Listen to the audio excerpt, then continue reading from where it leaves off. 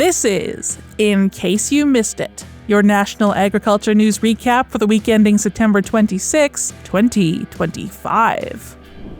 A Russia-based think tank says the Bunge-Viterra merger in Canada will cost other grain exporting companies at least $2.5 billion annually. It called for an inquiry into the global grain trade and cartel-like activity of some traders. The BRICS Competition Law and Policy Center looked at 4 elements of economic power held by major traders. These included financial interconnectedness between commodity trading and financial capital, links between corporate groups operated by traders, digital platform ownership, and extensive vertical integration.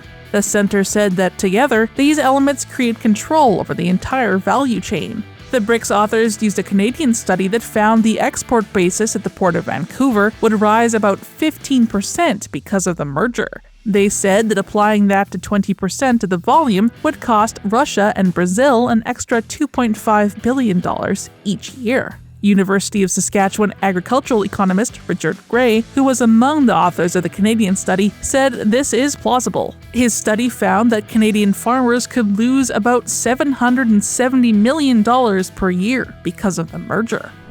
Canada hopes to establish duty-free access for most of its exports to Indonesia over the next 8 to 12 months. That's according to International Trade Minister Maninder Sidhu after he signed a trade agreement with that country. Canada and Indonesia finished negotiations of the Canada-Indonesia Comprehensive Economic Partnership Agreement in December. Sidhu said he saw many opportunities in agriculture, energy, telecom, defense, and aerospace. He added that trade between the two countries could double within 6 years. Indonesia is a major market for Canadian wheat and also imports Canadian oilseeds, wood pulp, fertilizer, and machinery.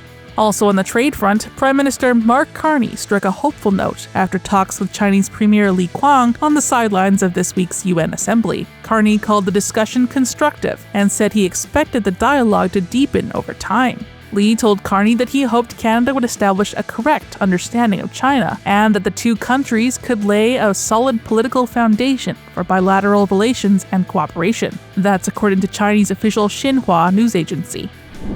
An American farm group has proposed legislation that would mirror aspects of Canadian supply-managed dairy. The National Family Farm Coalition says consolidation in the American dairy sector is leading to negative consequences for consumers, farmers, and the environment. Small family farms are consolidating into large corporate farms. Big Wisconsin dairies struggle to get rid of all their manure, which has led to water quality issues. Corn and soybeans are heavily cropped in the state to feed cattle, but these are subsidized by taxpayers. The Milk from Family Dairies Act would see measures to break up dairy market concentration, and the production base would be controlled by a farmer-run board. It would also ensure farmers are paid a fair price, impose better dairy import and export controls, and strengthen regional dairy infrastructure. The National Family Farm Coalition has struggled to find a Congress member to sponsor the bill and said it faces opposition from the dairy industry.